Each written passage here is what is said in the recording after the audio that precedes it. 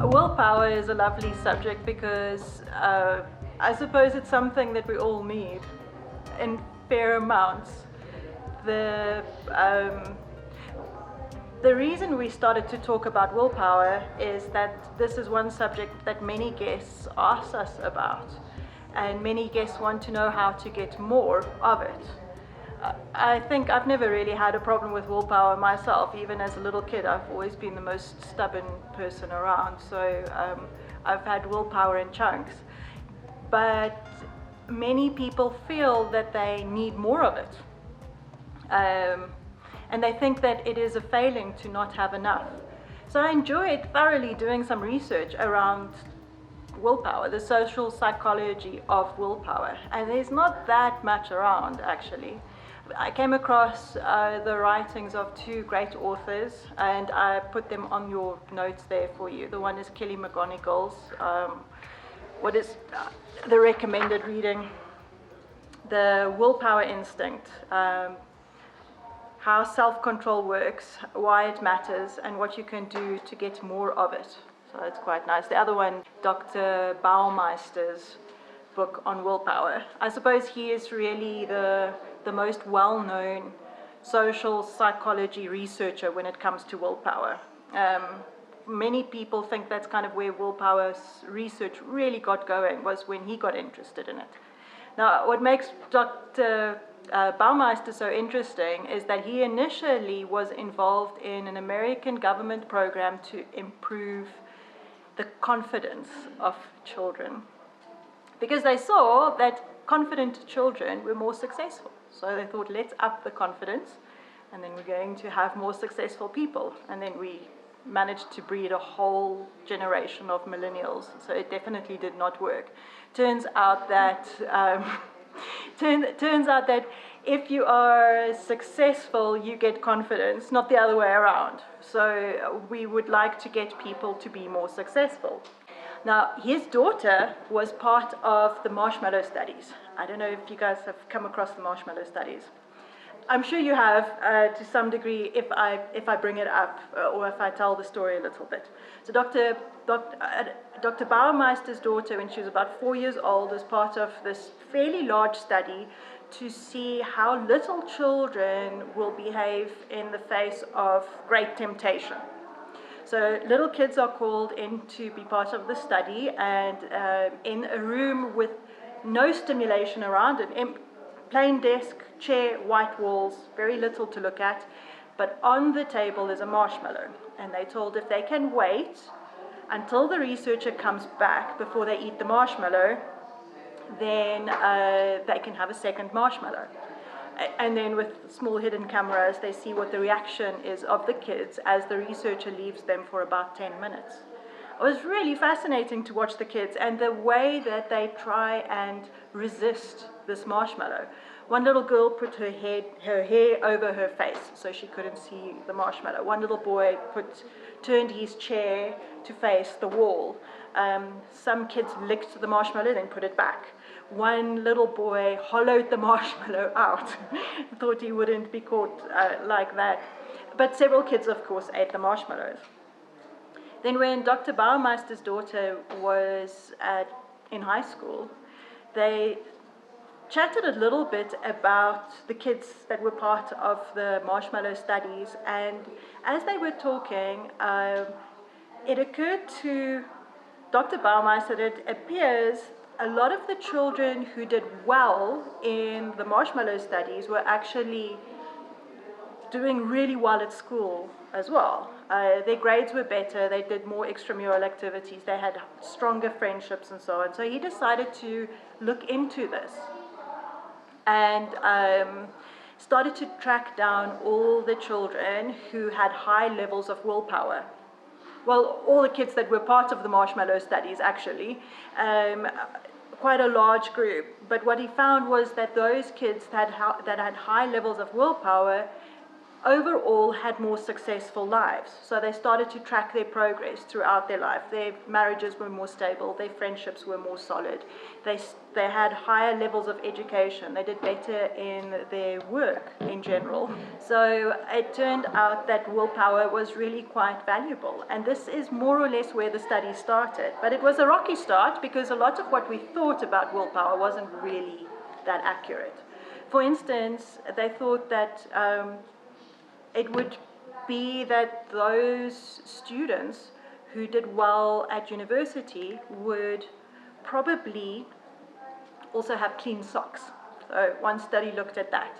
And it turned out that those students who gave in their tasks on time and were ready and prepared for the quizzes and the tests actually had dirty laundry. They had to choose what they are going to be spending their willpower on. They couldn't do both. So when they made the decisions, when they used their willpower, they used it on their studies. They didn't use it necessarily on cleanliness.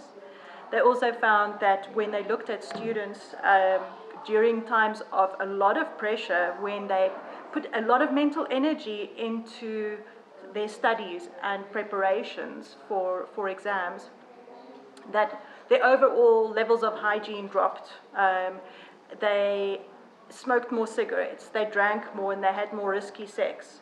So there was definitely a correlation between using your willpower in one arena and then running out of it in another.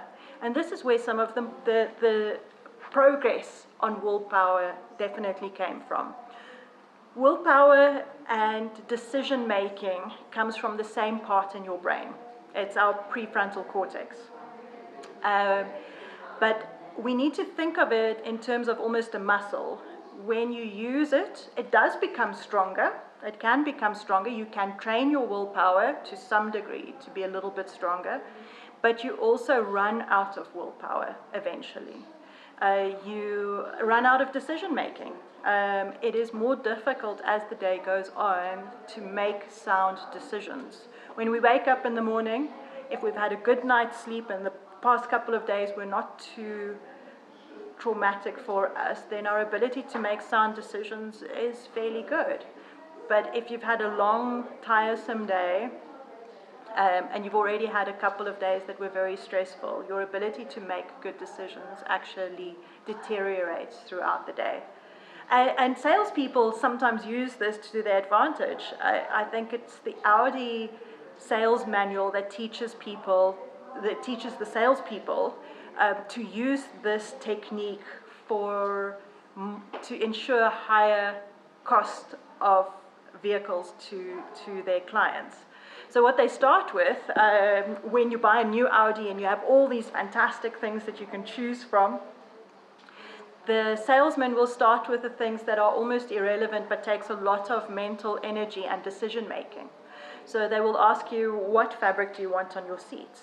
So it's the type of fabric, and it's the color, and it's the trim, and you have to make a lot of decisions that are actually not all that relevant or that important, which then means as the decision making goes on, you're more likely to choose the default option on the decision making, which is the high-end climate control would be the default, and people just go, yes, fine, let's go with that, so that they don't have to make more decisions. And in that way, the vehicles are significantly more expensive by the time the people have completed all their decisions, because they've run out of the energy to make sound decisions. When it comes to our own willpower, this is important to understand. We have to decide what we are going to spend our willpower energy on. And this has to be linked to your values and your goals. And it's important to get some clarity on all of this. For starters, though, it is probably the most important part of all of this is probably to make sure that you have got a healthy prefrontal cortex. This part of your brain needs to be strong and healthy before you can even start to adapt your decision making and start to decide what you want to spend your willpower energy on. For our prefrontal cortex to be healthy, we need to understand a little bit about the physiology of it, but not real rocket science, just some of the information that the psychologists and the physiologists have helped us gain over the last little while. And I'm sure the bank of information will be growing as time goes by. But one thing that is quite interesting is when we live under high levels of stress for extended periods of time, this prefrontal cortex of ours actually gets less and less resources to the point where it starts to shrink. So your ability to make decisions and your ability to think clearly and plan properly and have sufficient willpower gets worse and worse with time. Stress is great. Stress is nice and addictive for all of us. It is a driving force. It gives us energy. It gives us clarity. It highlights our values. There's so many benefits to stress, really. It helps. We speak of, or increasingly we talk of something called the optimal anxiety point for the thing that you are busy with. So I don't want to sound disrespectful towards stress. If you use stress properly, it can be an incredible tool. But because stress is so addictive, we tend to run here. Lawyers will know. So people who like deadlines, like you, will know. But many people enjoy a high level of stress, and even our sport. If you enjoy relaxing in front of a game of rugby, how stressful is that?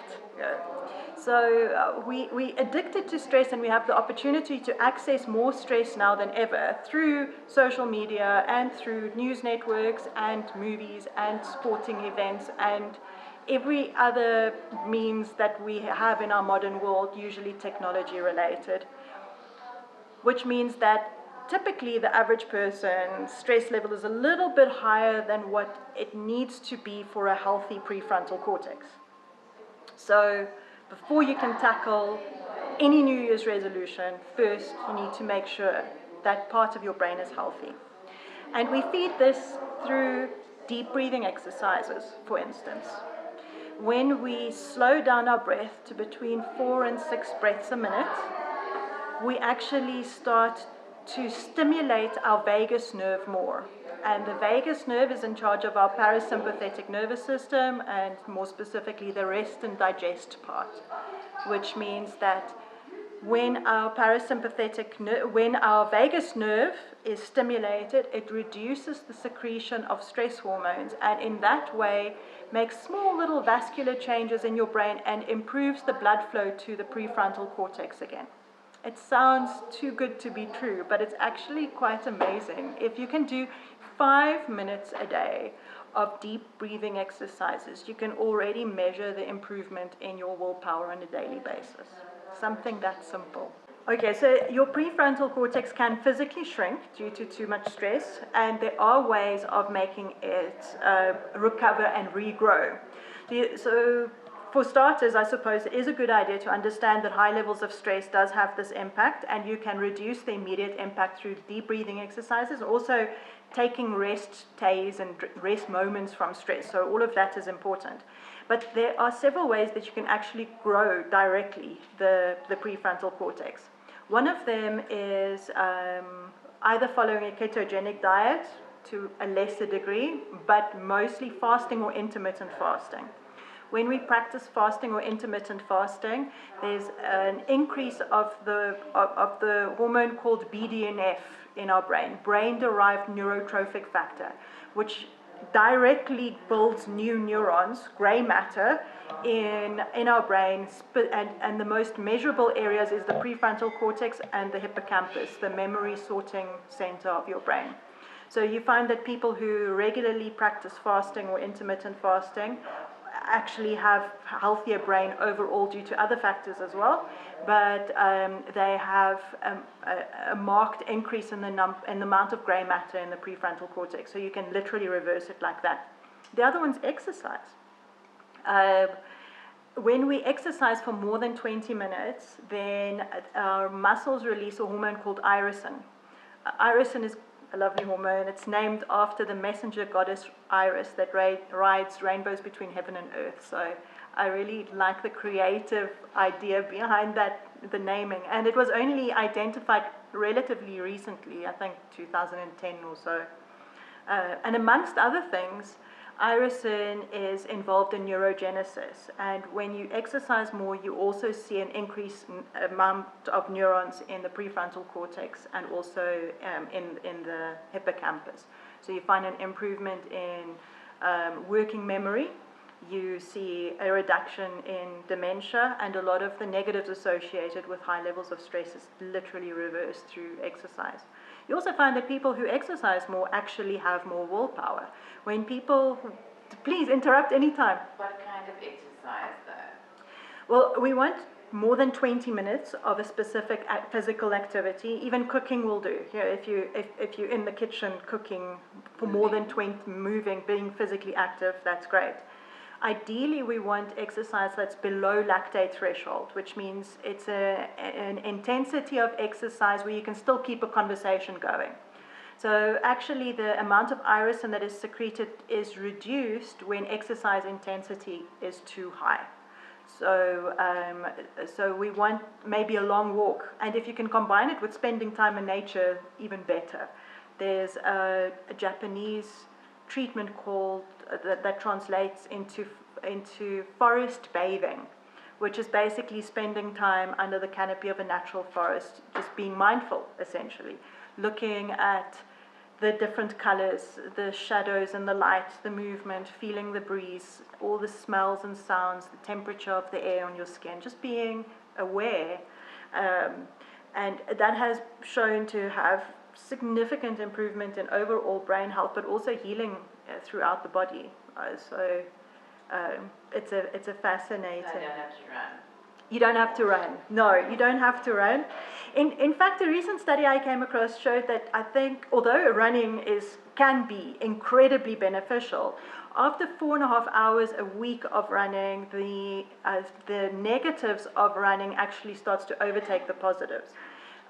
So running is a more efficient way of getting a lot of exercise, and the benefits of it is fantastic, but a nice long walk might actually be better for you if you have the available time to go and do that. If you can go for a hike, much better. Uneven terrain, that's great. But if it has to be a shopping center, just take the stairs in between all the floors as well. So get your walking in whatever way you need. Swimming can be great, cycling can be great, but like I said, it doesn't have to be called an exercise. It can be physical activity. Working in the garden also, it can be physical activity, but have other benefits as well. So but physical activity important, and it needs to be more than 20 minutes at a time before irisin really starts to kick in, and for that neurogenesis to happen. We also need enough sleep. The main contributor to poor quality sleep, other than our social media and light, is probably drinking alcohol before bed. Many professionals are quite wired when they get home, especially if they've commuted as well. So, and they're going to have a short period at home before they need to get up tomorrow and do everything again. So by the time you get home after an intense day and terrible time in traffic, you're so wired, you just need some way of calming down so that you can actually get to bed. So very many professionals will have a glass of wine or two before bed. And when alcohol is still unmetabolized in your system before going to bed, it actually impacts your sleep cycles significantly. It lightens and shortens your sleep. So the quality of sleep just does not exist. For us to have decent brain health, we do have to have good sleep. And that's a whole other field of sleep hygiene, where you look at your light exposure, you look at the timing of your exercise, can look at heat treatments, for instance, the types of food that you eat, avoiding alcohol, and trying to not get involved in news and social media after a certain time in the evening. There's a couple of things, and temperature, of course, plays a big role as well. We need a cool room, warm bedding, and white noise can be quite beneficial as well. But you need to find a white noise that works for you. Not everything works for everyone. But just very briefly, for our brain to go into a deep state of sleep, it needs to drop its metabolism. It does that by dropping your body's metabolism by between 1.2 and 1.4 degrees Celsius. You're not able to enter deep sleep until you've actually had that drop in temperature. If your room is too warm, then you're not able to sleep well. I don't know if you've ever gone on a tropical holiday and you come back more tired than when you left, but you spent so much time sleeping. But it's because the quality of the sleep really wasn't there. Have you ever fallen asleep with the electric blanket still on? And it was so cozy when you got in, and it was so restful, and you were absolutely convinced this was going to be the best thing ever. And then a little while later, you wake up tossing and turning, and it's just a miserable experience. And even then, even if you switch your electric blanket on, then it's like you can't quite catch off. Then, I mean, if you switch your electric blanket off, then it's like you still can't quite catch up on the quality of sleep that you wanted. Our body needs to cool down, and our thermoregulation is not fantastic when we sleep. So we need help by having a cool external environment and warm bedding. Then you can stick various body parts out from under the bedding to help you with an improved quality of sleep. So that helps in some ways. The kind of food that we eat as well impacts our brain health. We see that people, for instance, who become diabetics, who have got uncontrollably high levels of blood sugar, have memory problems, but you also find that they have some issues with decision making and planning. You often find that the first signs of pre-diabetes is this mental fog and inability to make clear decisions and a lack of willpower. So we don't want a sugary diet either. You want a low GI diet, and occasionally practice some intermittent fasting or fasting if you can. Quite very beneficial in that way. So the first thing you need to do for good willpower really is to look after your brain health, which is everything we do at Hoogland. This is basically everything that you're going to be doing here. You're going to be in a much more relaxed environment. We don't have televisions in the room so that you don't have an interruption from that. It's a more natural place. You do all the heat treatments, which also helps with vascular plasticity. So you have an increased blood flow in your brain when you do heat treatments. That helps as well. We practice fasting, intermittent fasting, and a low GI diet, and all the exercises that you do around here. All of that helps you to first improve the health of your prefrontal cortex, and then you can start implementing the changes. And I think that's why it's so successful here. People can look after their health first in a very nurturing environment, then experience the changes that they want to make, and this means they can have day-to-day success when they're back home, because the grounding is solid. The foundation has been laid properly. If you try and make changes in between a high-pressured job, running deadlines, or trying to survive a pandemic, it's a lot more difficult. You need to understand that when we are under a lot of stress, our decision making is poor. It's just how it is. But be okay with it, because that way you can identify the things that make you trip up as well. It is important to understand that every time we make decisions, our ability to make other decisions soundly is depleted to some degree. The clever people call this ego depletion. And it is therefore important to decide what you want to invest your willpower in and your decision making in, and try and do that when you know that you are not in a state of ego depletion, which would be, for instance, early in the morning. One study showed that parolees were more likely to get parole when they saw a judge early in the morning, because the default decision for the judge would be to send them back to jail. It's the safe decision for that judge to make. So if it's up to a judge to make the decision whether they get parole or not, then the more difficult decision for the judge to take is to give them parole, right? It's a risky move for the judge, for sure. But the study has showed that when people see the judge early in the morning, they're more likely to get parole. And when they see him after an afternoon break, they are again more likely to get parole, but by the end of the day, their chances are minimal. So it looks a bit like this. Their chance of parole starts relatively high and then slides down until lunchtime. Then after lunch, once the judge has had a bit of a break, it goes up again, and then it slides down to the lowest ever level by the end of the day. So this gives you an idea, more or less, of how your decision making is going to work as well. It's going to be better in the morning, and it's going to be better once you've had a little break. So if you have got a willpower challenge, or if you do need to make an important decision, try and time those decisions for periods of the day where you are able to think of it more clearly during the times where you're more rested.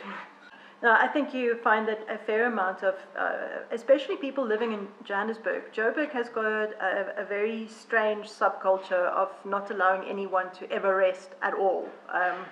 And I think you have people who think you've got bragging rights if you didn't sleep last night, or if your average amount of sleep is 2 hours, which just is not the case.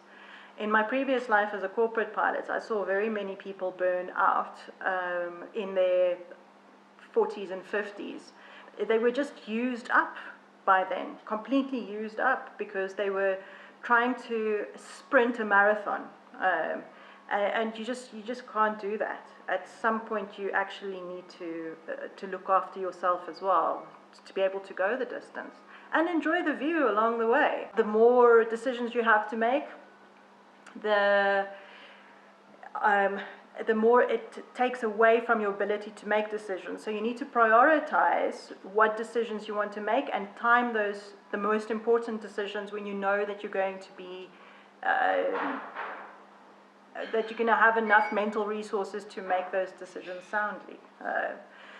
Just to give you an idea of some of the studies on decision making and willpower, one study looked at a group of students that were asked to take part in a study where, at the end of it, their willpower challenge is to keep their hand in a bucket of ice for as long as possible. So that takes quite a lot of willpower. Now, they start off, though, by giving the students an online shopping platform to look at. Half of the students only had to assess the online platform, nothing else. And the other half had to make decisions. So they had to choose clothes and sizes and colors and whatever in an arbitrary way, but they still needed to make decisions. And they found that those kids who had to make decisions on what to buy, even though they looked at the same platform, they looked at the same stuff,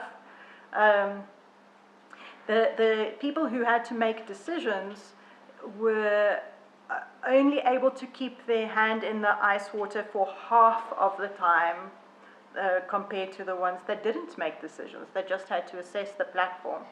So they spent the same amount of time in front of a computer, they spent the same amount, they looked at the same pictures, they read the same information, but one had to just assess and the other one had to make decisions. And those stupid little decisions took away from their willpower. And another one that I really enjoy quite a lot, this is one of Dr. Baumeister's studies. So they can't tell people they're testing willpower because, of course, then they're going to behave differently. But they ask a group of people to come in and for a study on how well they observe tastes. And when these people come in, half of them, or a third of them, really, come into the room where they're busy baking chocolate chip cookies. And on a table in the room is this big pile of chocolate chip cookies ready and waiting already. The whole place smells of freshly baking, gooey chocolate chip cookies. You can smell it coming down the passage. But as some of these people come in, they say, "Oh no, you have been assigned to the radish group. But we don't have any radishes here now. I just need to go fetch. I'll be back in 5 minutes." And then they close the door. And in this room, these people are then on their own for 5 minutes at least, with a big pile of chocolate chip cookies. There's no way that anyone will notice that a chocolate chip cookie is missing, and they now need to look forward to a radish. Another group then they're going to eat the chocolate chip cookies, and a third group does not eat anything. So all of these people were told beforehand that they shouldn't be eating at all, because it has to do, for at least 3 to 4 hours before coming, because it has to do with their ability to really taste, and they should be hungry for this. But now you have quite a few people who have to resist the chocolate chip cookies and eat radishes. And what was interesting is most people actually, well, no one ate the chocolate chip cookies, and most people got through most of a radish. So it wasn't bad going. Then you have the other group that have to resist the radishes and eat the chocolate chip cookies. It wasn't too difficult for them. And the other group that's hungry. So this is kind of the three different groups. And their willpower challenge then, which follows the resistance of chocolate chip cookies, is to see how long they will stick it out with an unsolvable puzzle. So this is another nice gold standard on what your willpower is like. The more time you are willing to spend with an unsolvable puzzle, the higher your willpower in general. The higher your perseverance level. So the puzzle has to be unsolvable so that eventually everyone gives up. But what was interesting is that the group that didn't have to decide between chocolate chip cookies and radishes, they lasted on average 20 minutes, 48 seconds. The group that ate the chocolate chip cookies and had to resist the radishes, they lasted on average 19 minutes and some seconds. The group that ate the radishes and had to resist the chocolate chip cookies only lasted about 9 minutes, 20 seconds on this puzzle. It's absolutely amazing. The two things have got nothing to do with each other at all. But the energy that it took to resist the chocolate chip cookies when you had to eat a radish took away their perseverance. It ate away at their ability to have the willpower needed to plug away at an unsolvable puzzle. So really some interesting stuff, I think.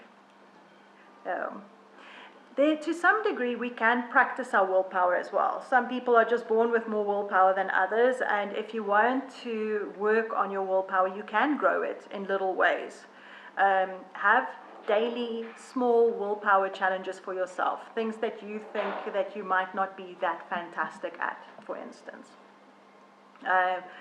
One guideline that I saw, one of Kelly McGonigal's stories that she tells, is a client of hers that apparently really liked sweets, and he loved jelly beans especially. So she recommended to him that he puts a bowl of jelly beans on the way to his office, and it was his goal to resist them every time he walked to his office. So that he was beating this resistance in some little, he was beating this, what do you call it, this weakness of his in some way every day. So he was challenging himself and growing his willpower in that way, small little bits every single day. So you can grow your willpower. Once your prefrontal cortex is strong, start to challenge yourself in small ways. Don't go for large goals immediately, and don't go for multiple goals immediately. If your goal is stopping smoking, you can follow various programs, but sometimes just reducing the amount initially. And understand that occasionally it's just not going to be perfect. We are a little bit weak when it comes to our challenges. It is a good idea to make friends with both halves of yourself as well. Spend some time observing what part of you wants to give in to a weakness and what part of you wants to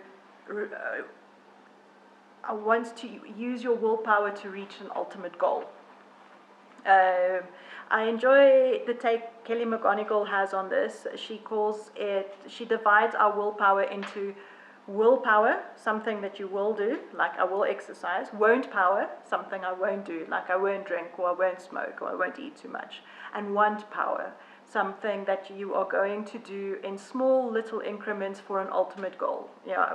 So next year, this time, I want to be able to wear a bikini on the beach. So these are the steps along the way. Yeah. If we're allowed on the beaches by then. Yeah. But it is a nice way of looking at it and seeing what type of willpower you are investing at the moment. Yeah. And give yourself little challenges along the way, but pay attention to that part of yourself that wants the immediate gratification and that part of yourself that wants to work towards the goal. It is important because really the rational choice for us is to be lazy. If you don't go running this morning, it's not the end of the world in the big scheme of things. You're not going to get unfit from not doing exercise today, because you can always do it tomorrow. But right now it's going to make me feel good. The rational decision, if you want to give up smoking, is to have another cigarette now, because it's not going to, and one more cigarette now is not going to be this massive issue immediately, and it's hardly going to make a dent towards your long-term goal in any case. So the more rational immediate decision is usually to give in to your weaknesses. Therefore, you need to make friends with both parts of yourself, the part that is looking at the long-term goal and the part that wants the immediate gratification, and understand who's in charge at any given moment, and then just grow your awareness around them as well. See what you want to achieve and how you're going to do it, and be kind to yourself. This is probably also why we don't want to celebrate our achievements too much. There's a lot of people who will have their goal trackers and things in place, and all sorts of little rewards along the way. People are fantastic at finding shortcuts and giving themselves a pat on the back really before they've achieved anything. But what you are doing then is you are feeding that part of yourself that wants long-term goals so much that the part that wants immediate gratification can take charge for a while. Is you're going to have this kind of balance between the two all the time, and you're going to be aiming for balance, and sometimes you need to feed the immediate gratification part, and sometimes you need to feed the long-term goal. But if you celebrate the little achievements along the way, then you get to just keep that long-term goal voice quiet. So try not to do that too much. It's also quite interesting to know that optimists tend to fail in their goals a lot more than pessimists or realists. There are several reasons for this, but also because optimists have this idea that tomorrow they're going to be a different person. So they are so sure that they're going to exercise tomorrow that they can have that extra slice of cake today. That optimistic bit in themselves believe that there's no way that they're going to fail tomorrow. Somehow, when they wake up tomorrow, they are going to be a completely different person to today, and therefore they're going to do all the goals then. Optimists tend to also give up quicker when they fail at something. Dieters make great study material when it comes to willpower, but you often find that when we look at the studies around willpower and dieters, those who are most optimistic are often the ones that are most tripped up when they start to fail. So they like give up. If they don't meet their goals immediately, they're less likely to have the resilience to continue working towards their goals. And people who think that they've already lost their step towards their goal tend to give up quicker as well. One study looked at a group of people that were specifically chosen because they're dieters. They didn't particularly know that at the time. But they were asked to take part in a cookie tasting competition. So again, asked not to eat anything before they come in for the taste testing. Oh, no, sorry, this wasn't a cookie. It was a taste testing experiment or whatever. They needed to tell people, give them feedback on what the cookies taste like. And when they arrived for the taste testing, the researchers told them, we are so sorry, the cookies aren't ready yet, but we know that you are here hungry, and just to get you over this rough bit until we are ready for you, here's a slice of pizza. But what the researchers did is they deliberately cut the pieces of pizza in massively different sizes, or I gave them very big size differences. So some pieces were really small and some were very big.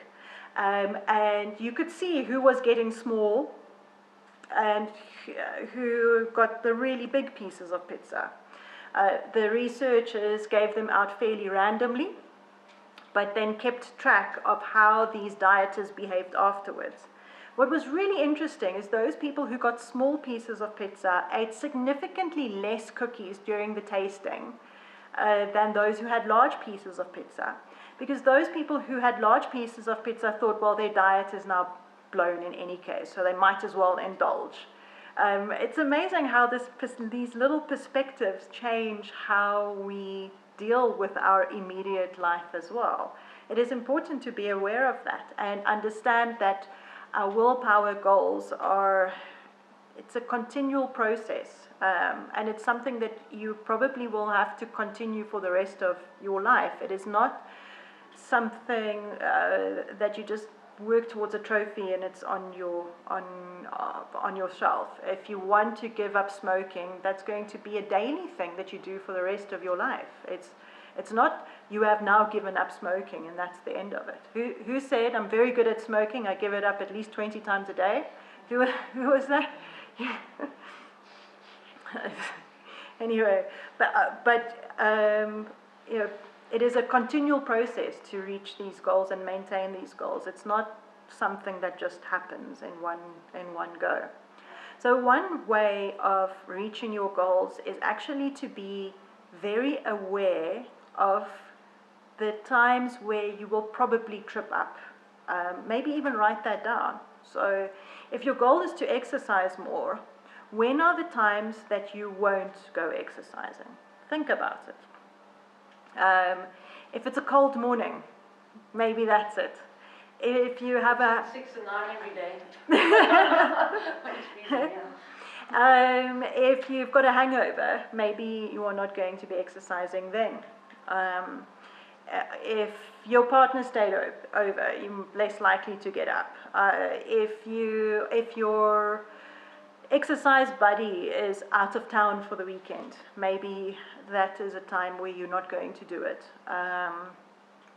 We have all various ways various triggers that will prevent us from doing our goals that we are already aware of. Little triggers that pushes us one way or the other. So pay attention to that. Use your skepticism and your pessimism to your advantage. Say, okay, I know that I am very likely to have a cigarette if I've had a cup of coffee. So now you still like your cup of coffee. What are you going to do around your cup of coffee to prevent yourself from having a cigarette? Yeah. If the reason you don't exercise is because your exercise buddy is out of town, what are you going to do in place of your exercise buddy? How about a WhatsApp call in the morning to say, are you out exercising in your town? Exercise buddies are a great way of actually doing your exercise every day because neither one wants to let the other one down. If you spoke to each other in the morning honestly, both of you would stay in bed probably. But neither one wants to let the other one down, so you actually exercise a lot more if that under those circumstances. Maybe if you have had a lot of alcohol the night before, try and work in a lunchtime exercise program rather. think about the times that you might get tripped up. Write those down. Think of and pay attention to these. So every time that you are tripped up, you know what your obstacles really are. You can take stock of them and you can put little bits in place to reduce the times that you trip up in future. It's not going to be never ever. It's just not like that. But it is also a good idea to not berate yourself for the times that you do trip up. The times that you fail, you shouldn't be too hard on yourself. Try to talk to yourself. Do a bit of self-talk as if you are your own best friend. So if your goal was not drinking anymore, but after a really bad day at work you had a good glass of whiskey, what would your best friend tell you? Don't think of what you're going to tell yourself. We're a lot harder on ourselves than we would be on our best friend. So try to be your own best friend in those circumstances. And then say, what am I going to do next time to prevent this from happening? What am I going to do differently? How am I going to set it up so that these obstacles do not become permanent obstacles or permanent excuses? And learn a little bit about yourself as well. Another wonderful way is if your willpower is around something that you need to not do, for instance, not to eat too much or not smoke or not drink or whatever the case may be, is riding the wave. Learn how to ride the wave. In the 1950s, researchers found an area in the brain of rats that they thought was the pleasure center, because the rats would do anything to have that part of their brain stimulated. So how researchers did this, or tried to find different active parts in our brain, was to put wires into the brains of these creatures and then stimulate it when they did certain things. And they found that by accident, they had found an area in the brain that the rat literally would do anything to have it stimulated.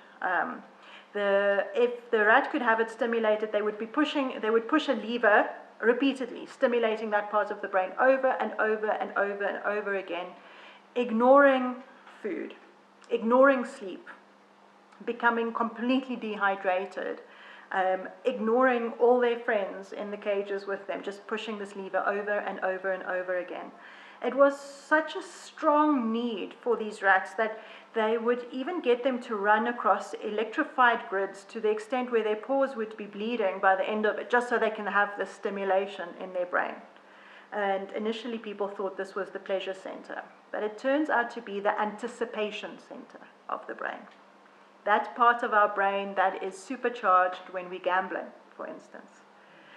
You get hooked as a gambler because of what can happen next. Not what has just happened, not what is happening, but what can happen next. And a lot of our addictions are because of what can happen next. How is it going to be? I'm looking forward to it. We're addicted more to the looking forward of something than we are to the actual enjoyment of it.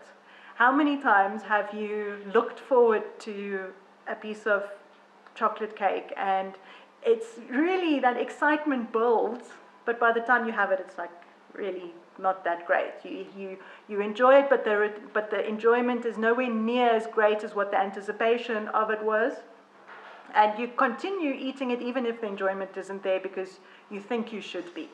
And many things that we're addicted to are similar to that. So if it's alcohol or if it's cigarettes, it's not or gambling or eating, it's very often not the thing that you are addicted to, it's the anticipation of it. Think of surprise parties. Who has the most enjoyment on a surprise party? It's the people planning it. It's not the person being surprised. It's because the anticipation is so wonderful. It's really wonderful. We look forward to birthdays or Christmas. That anticipation is what keeps us engaged, much more than the actual day. And we always look forward to the looking forward to something. So when you need to quit a habit that you have, learn to ride the wave. learn to enjoy the anticipation of that thing, but postpone having it so that you can feel what that anticipation is like for a little bit longer, and then decide whether it's really something that you want or whether that feeling will just pass. It is one of the techniques used very successfully to help people to quit smoking, is getting them to ride the wave, because smoking is a fairly complex system of allowing yourself some time out. The smoking itself is not necessarily very exciting, but it is the ritual around it. It's the permission of time out. It's the reward that you have, and it's that little bit of anticipation that goes with it. So when you want to quit smoking, just postpone the cigarette by 2 minutes, and then by 4 minutes, and then by 10 minutes. Never saying I'm not going to have it, but just riding the wave of need and really paying attention to what your body requires, what it is that you are craving, and how much do you really enjoy it. If your willpower issue is eating, this might be a little bit more challenging. But it's worth just mentioning something around that. First of all, we have that anticipation, right, around food as it is. And this can be triggered by a number of things. Say you really love cheesecake and you walk past your favorite bakery and your favorite cheesecake is there in the window. A couple of things happen at the same time.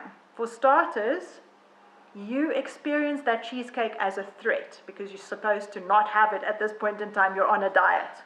When we're experiencing something as a threat, our stress hormones goes up.